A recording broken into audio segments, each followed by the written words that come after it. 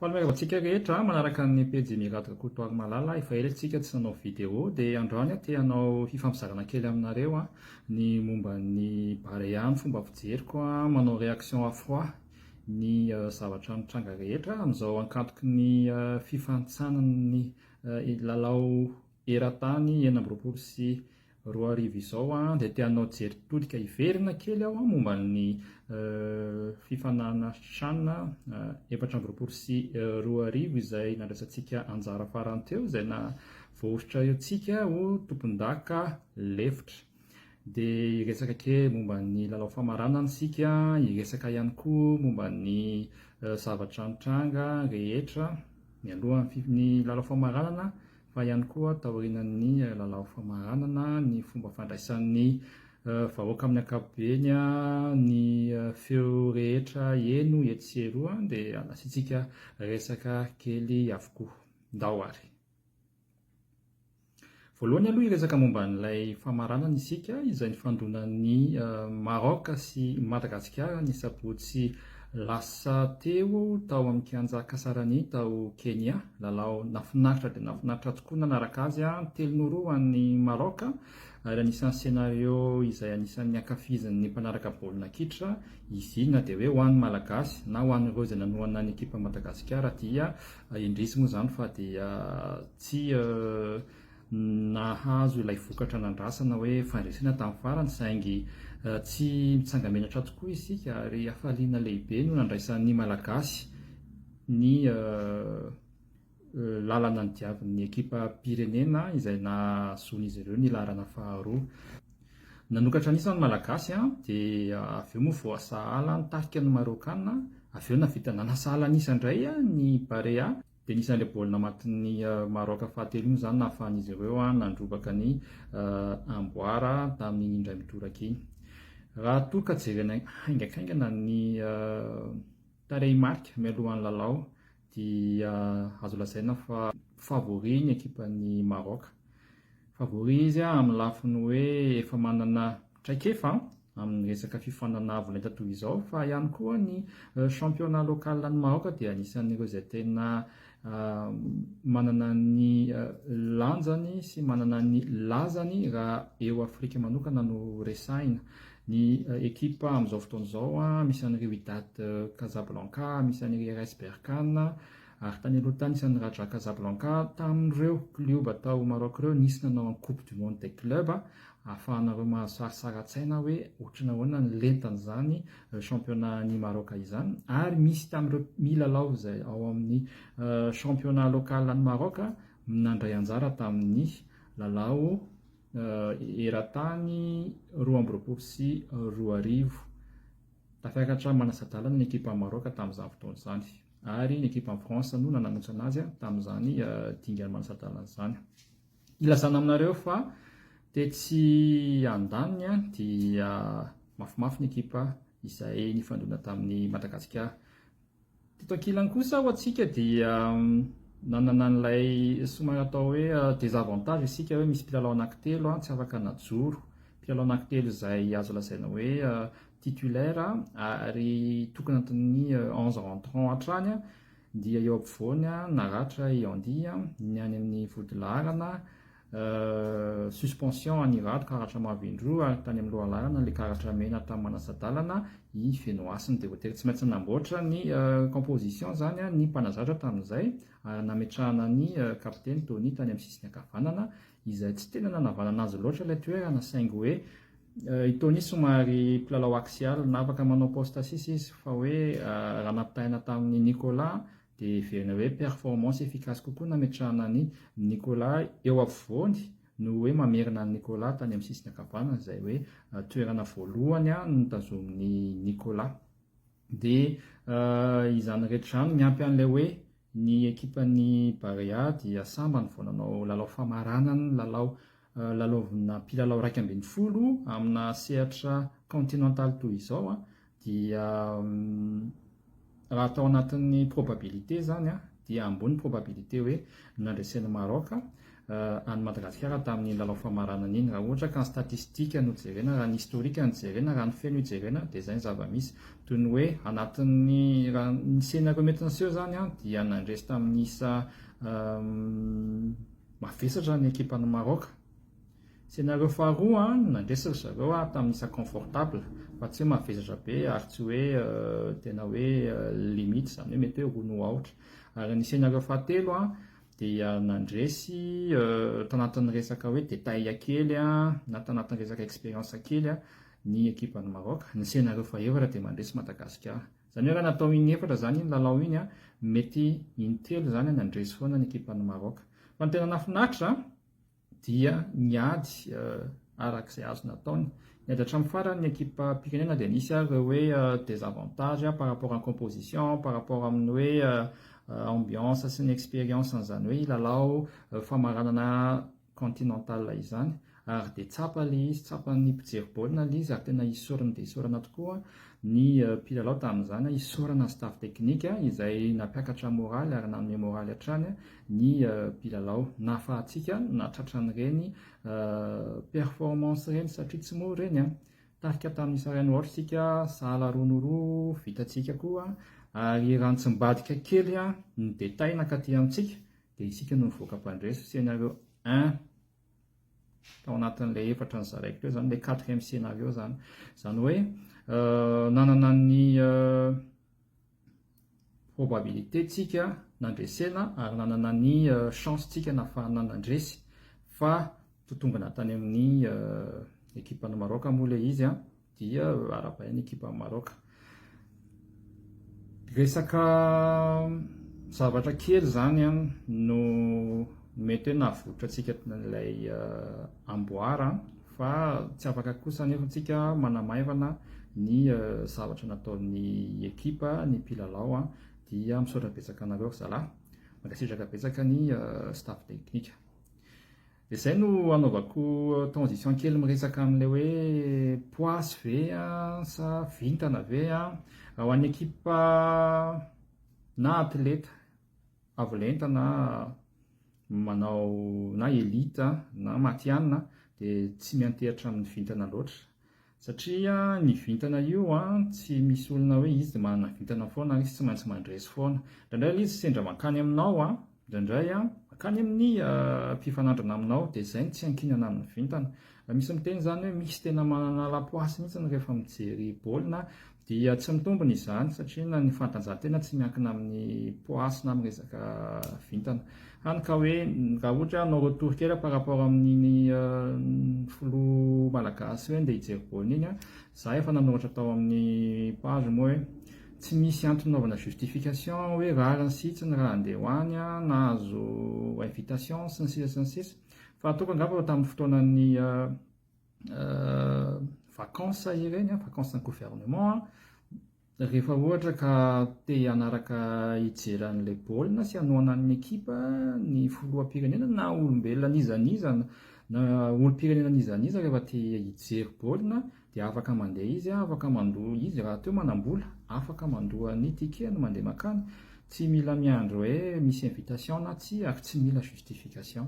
Raha toy izy raha pitsika hoe misy lalao an'ny France ohatra ny Europe ka te hanaraka izy, te hanoana ny ekipa any France, dia tsy misy afaka manery an'izay raha toa ka hoe ao anatin'ilay fotoana tsesana ka hoe tsy manelingelina amin'ilay asa ihany koa nefa n'ilay izy, satria na any mety somary anelingelina raha toa ka. Dia raha ho manokana zany resaka lapoasy iny nataony teto amin'ny tambazotra fumehezana fotsiny ilay izy. Mety misy manana croyance be amin'izany lapoasy zany tsy miady hevitra amin'izay sa manana ny finoany, fa fotsiny hoe ny fanatanjahantena tsy miankina amin'ny poasy na miankina amin'ny tatarabe na miankina amin'ny vintana, fa ny asa sy ny fanazarantena be dia be ao ambadika ao, ny stratégie, ny paikady, ny tetikady, reny no ahafahana mampandresy na mandroso hatramin'ny farany. Misy manko ny resaka tatarabe dia izay tena mahay tatarabe mafy indrindra no efa tompon-daka eran-tany isa-taona. Raha matanjaka be zany tatarabe malagasy ohatra, efa elitsika nanao coupe du monde, efa elitsika ny tompon-daka naiza naiza. misy miteny hoe tantara-be ny tsy miala eto Madagasikara raha izay no izy nandresy foantsika isaky milalao tao a Madagasikara. Donc zany mila relativisena le izy. Fa ho an'ny mpanao fanatanjahantena matihanina dia asa fanazarantena izay no ahafahana mahatratra ny fahombiazana sy mahatratra ny performance ambony. Dia tsy mila misy namaly teo anivon'olona miteny hoe fa maninona izy nareo valapoasy sy ny sisa fa ohatra ka te handeha izy dia nandeha fotsiny tamin'ireny. Avy eo izay ny teneniko tamin'ny fanombohana teo hoe raha probabilité avant match dia nanatombo foana ny Maroc tamin'ny lalao famarana iny. Mety hoe ary izay ny zavatra niseho tao aorianan'ilay famarana nandresin'ny Maroc izy ireo no mibata ny amboara, dia amin'izay lafin'izay mety hoe somary nanahirana ny filoha ohatra ka izy ny nakany ny gérer an'izay resaka hoe efa somary tsy dia tian'ny olona loatra izy nandeha tany. Fa io araka ny teneniko foana raha te handeha tany izy dia nandeha tany fotsiny. Fa avy eo mety nisokatain'ny olona, mety nanaovan'ny olona hitanareo hoe non lapoasy ny sesina dia hoe tsisy idirany ary tsy misy ifandraisany amin'ny resaka hoe olona mijery baolina no handresena na tsy handresena. Ataon'ny olona fimezana fotsiny alizy araka ny teneniko teo, tsy mila anaovana resaka be iny fa izay fotsiny le izy hoe ny croyance ny olona sasany kosa nefany tsy afaka hiadiana hevitra rehefa misy tena mana-croyance hoe rehefa iny olona iny no mijery dia resy foana, dia anazy manokana izay croyance an'izay. Fa kosa ny resaka hoe fankasitrahana na tsy fankasitrahana ny olona iray, surtout la personnalité publique, dia iny koa mbola débat lava be ary mafonja sy lalina be. Mety izay ihany koa mety mitarika ny olona hoe rehefa manao zavatra ny personnalité publique anankiray dia tsy maintsy misy tenenina foana ary tsy maintsy aseho foana ny tsy fankasitrahana, indrindra moa raha somary hoe indraindray somary misy maladresse na hita hoe indraindray mauvaise foi na indraindray hita hoe mandainga tsy logika, dia vao mainka tonga dia tonga ny toto afo ny fanenjehana. Fa ny code de popularité raha ohatra ka betsaka ny olona manohana anao raha mahatsapa tena fa légitime ianao tokony tsy misy dikany ny tabataba hetseroa, fa tokony voafehan'ireo ny olona rehefa mankasitraka anao, maro ny mankasitraka anao dia tokony tsy misy fiantraikany aminao ny mety ho tabataba sy remarque sy commentaire an'olom-bitsy raha toa ka izay no mitranga. Fa matoa omena lanja foana ny zavatra tenen'ny olona izay maneho tsy fankasitrahana na hoe manao tsikera, dia misy antony koa izay. Ny mankasitraka anao tsy hoe le isan'ilay compte fake no sokafana, ny olona manenjika anao tsy hoe le isan'ilay compte fake no sokafana, fa kosa le olona tena olombelona tsirairay avy izay maneho ny heviny ary samy manana ny heviny. Tsy fampitsarana hoe iza manana hevitra tsara, iza manana hevitra ratsy fa samy manana ny heviny. Indray fotsiny mety hitambarany maro ny hevitra anankiray, maromaro kokoa mahita amin'ny hevitra anankiray noho ny sasany indraindray vitsivitsy ny mahita anazy. Fa resaka fankasitrahana olona dia mi-influencer be mihitsy amin'ny ohatrany hoe karazana validation entre guillemets na fanohanana fanapahan-kevitry ny olona anankiray. Raha betsaka mankasitraka anao fanapahan-kevitra resinao dia tohanana, na dia indraindray ohatrany hoe somary tsy tena mandresy lahatra. Fa resaka encore une fois izy resaka hoe code de popularité. Ka raha ohatra ka hoe somary ambanimbany ny code de popularité, raha ohatra ianao ka anatin'ny monde public, personnalité publique, dia ny mampiakatra an'izay ny tsaratsara kokoa noho ny hoe ezaky ny hamono afo izak'izay mahatsiaro izao. Dia misy stratégie hafa koa iny fa tsy resahantsika androany aloha, fa raha ny hevitro manokana dia ny mampiakatra ny code de popularité aloha ny tena mety hoe tsara kokoa ifantohany. Jereo inona mety ahafahana misintona ny olona sasany, inona zavatra mety tsy tian'ny olona sasany, indrindra ireo eo ampovoany tsy dia misy raha iny loatra hoe za tsy maintsy makasisy ny akaviana kavanana fa eo ampovoany mijerijery. Ny olona izay manana position hoe tsy ova mihitsy na oviana ireny tsy afaka atao ininona, fa ny eo ampovoany mety afaka jerena ihany ahafahana misintona azy ireo any amin'ny camp misy anao. dia ivadiako amin'ny resaka hafa indray ny fandraisana sy ny fanohanana, ny fankasitrahana ireo mahery fontsika. Anisan'ny sary mahafinaritra foana mahita an'ireny ny fiombonam-pon'ny malagasy, ny fandraisana ny mpilalao sy ny staff teknika izay sy ny délégation amin'ny ankapobeny izay nanao ny antsio zavatra ary nampiakatra ny ampopo malagasy.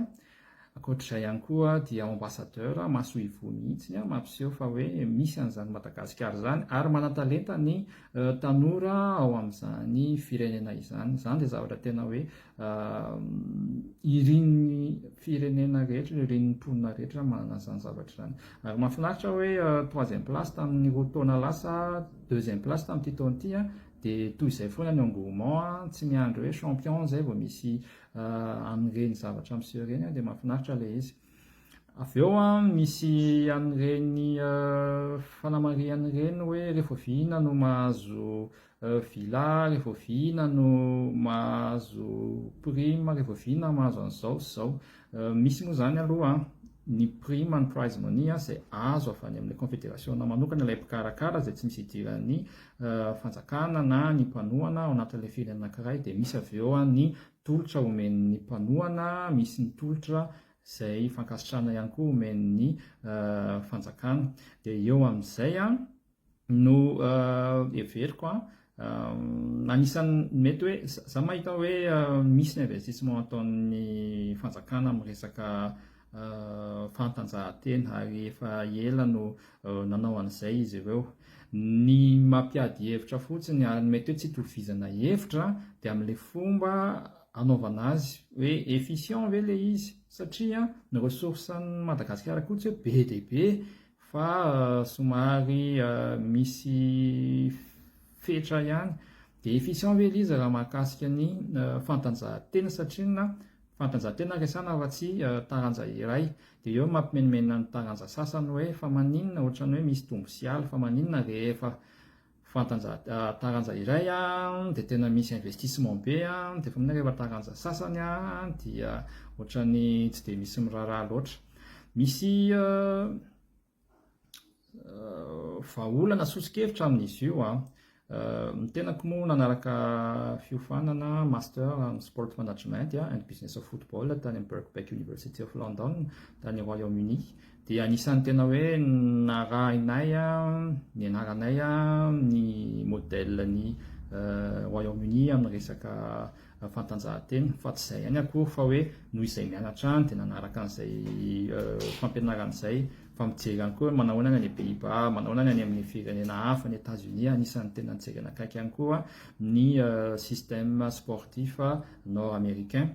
Dia raha hanao fizarana kely fotsiny hoe par rapport amin'ny resaka ialana amin'ilay tsy misy ny système tonga lafatra idéal ka hoe tsisy menimenina mihitsy, fa misy hevitra anankiray ahafahana manao concertation amin'ny acteur rehetra, ny fédération isan'isany sy ireo izay miara-mombona antoka amin'ny fantanjahantena dia miaraka mijery akaiky, mametraka texte mialohan'ny fifaninanana, mialohan'ny anaovana engagement amina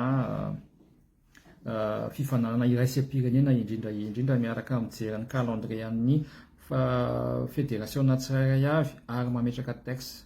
Zay angamba no ilazana ilay politique nationale des sports izay tokony ho apetraka, ary dia ao dia efa mazava tsara daholo iarahan'ny rehetra manaiky hoe izao ny zava-misy, tsy voatery hampifaly ny rehetra io fa mba mampivondrona ny fomba fijeriny ny ankamaroany mba hoe izao aloha ny afaka apetraka. Dia ahoana moa zany fandehan'izy io?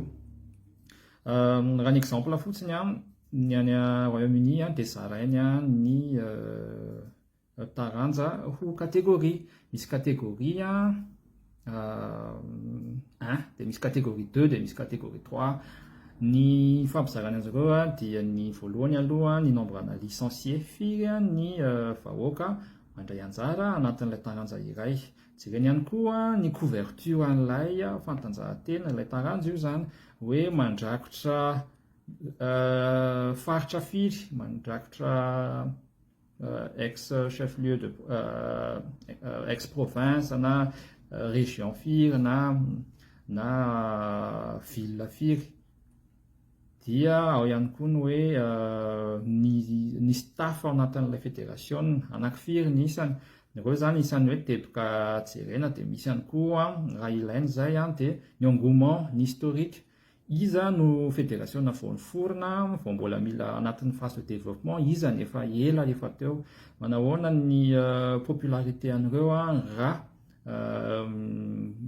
par rapport amin'ny mponina izay hipetrahana satria ny fantanjahantena iray populaire amina firenena iray tsy voatery populaire amin'ny firenena iray. Ny aty Canada zao ohatra dia ny ice hockey na ny hockey sur glace no sport numéro 1 ary raha ohatra ka miresaka soccer amin'ny filazan'ny zareo aty fa tsy football dia mbola any aoriana any, tsy lavitra fa mbola any aoriana any. Raha makany Australie nareo dia zavatra hafa no voalohany, raha makany Inde nareo dia taranja hafa no voalohany sy ny sisa sy ny sisa. Dia rehefa mipetraka ireo rehetra ireo ny critère zany izay ahafahana mikategoriser ny taranja dia arakaraka ireo no anaovana ny fifampizarana ny investissement ny fonds satria na eo ihany koa mila fantarina hoe misy ny sport collectif dia misy ny sport individuel dia arakaraka izany rehetra zany no ametrahana hoe amin'ny tia ohatran'izao ny investissement afaka atao amin'ity catégorie ity ohatran'izao, catégorie ity ohatran'izao, dia miaraka mahita daholo ny rehetra.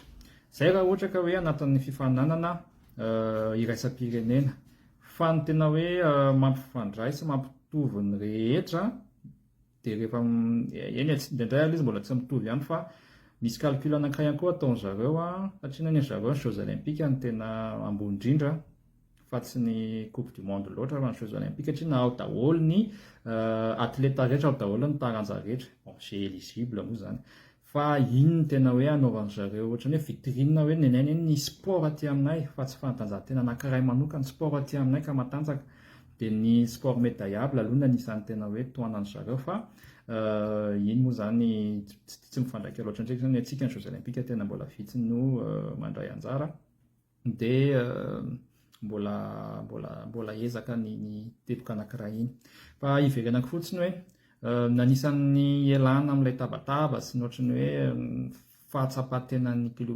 taranja sasany hoe zay dia ohatrany tsinitsinina dia hoe apetraka mialoha anatina texte officialy manao calcul momba ny volananana ahoana ny ressourcen'ny ao amin'ny ministère dia par rapport amin'izay no ametrahana hoe zao zany fifampizarana ny vola. Tsy atao par improvisation hoe alors nga rehefa misy mandresy dia saitsika zay vao tonga eo manjary ozy ny olona reto koa tena mpijapy fotsiny. Tsy atao rehefa hoe misy mandresy zay vao mandeha makany zay vao mameloka zay ny olona fa hoe mpijapy train ary indrindra hoe na mampandresy mpanao récupération politique fa atao mialoha ilay izy dia mialoha ihany koa dia efa apetraka ny barème ny resaka prime hoe raha toka mandresy ohatran'izao ianao raha champion ianao raha zao ny fifanana ataonao dia zao ny azonao, raha zao ny fifanana ataonao dia zao ny azonao, raha deuxième place ianao dia zao raha troisième place ianao dia zao raha quart de finaliste sy ny sisa dia zao. Mba ialana ny jurisprudence satria raha pitso isy taky vila ihany koa hoe tamin'ny andron'ny X vilany namenana azy dia ahoana ny anay dia raha afaka pitso izy anao an'izay ihany koa dia aveo misy teny hoe nareo mbola manambola be na dia alohanareo ampoche ary izy dia mba jereo koa ny anay dia hitanareo amin'izay ilay olana amin'izy fa raha ohatra ka apetraka mialoha anatina texte ilay izy dia tsy misy afaka miady hevitra intsony rehefa ifaneken'ny tsirairay avy hoe zao ny fandehan'izy ity zareo dia tsy misy ady hevitra intsony. Dia angamba ny teboka farany resahako momba an'izay resaka hoe prime sy ny sisa izay ihany dia hoe tokony jerena lavidavitra kokoa ny fiainan'ny atleta rehefa ao aoriana. Tsara ny manana trano tena zava-dehibe izay fa ny fantatsika ihany any amin'ny firenena toy ny Madagasikara ilay carrière professionnelle rehefa vita sportive resahaka eo dia ilay ao aoriana ny tena challenge be ho an'ny atleta indrindra ireo izay mitondra ambony ny voninahim-pirenena. Dia ny teboka farany resaka anatin'ity vidéo ity dia ny resaka reconnaissance. Rehefa mandresy tokoa moa izany dia mifandrivotra daholo ianona no nahatonga an'iny fandresehan'iny, raha tsisy any ianona dia ianona. Fa izao fotsiny ny torohevitra fotsiny dia hoe aleo tsy asiana culte de personnalité rehefa misy fandresena ohatran'ireo, rehefa fandresena collectif io, raha tsy nisy ny fifaninanana dia tsy afaka nampiakatra ny lenta ny mpilalao. Raha tsy nisy ny klioba dia tsy afaka ny lalao ny mpilalao. Raha tsisy ny arbitre, raha tsisy ny mpanohana dia tsy afaka natao ny fifaninanana. Ary teo ihany koa ny mpijery baolina, teo ihany koa ny mpanao gazety, ny ireo izay manao ny communication sy ny serasera rehetra, nahafahana mitondra ny stariser sy ny médiatiser ny mpilalao sy ny championnat. Dia tsy resy lahatra hoe olona iray no mahatonga ny fandresen'ny ekipa sportive anankiray, fa tena olona maro ary mpiara-mombonantoka maro. Ka tsiratsiratra fotsiny iny zaraiko fa manaraka mivelatra kokoa tsika amin'ny resaka hoe manahoana ny fifaninanana sy ny sisa fa izay aloha ny azo natao fampizarana androany. Dia mankasitraka antsika rehetra raha misy sosokevitra tianareo apetraka dia aza misalasala manoratra ao amin'ny commentaire ao. Raha misy hevitra tianareo zaraina par rapport amin'ny zavatra nytenegniko rehetrarehetra teo, aza misalasala. Raha misy fanontaniana ihany koa dia araky ny tenin'ny taxa izay izay tsy hita izay maharatsy azy. Thank you very much.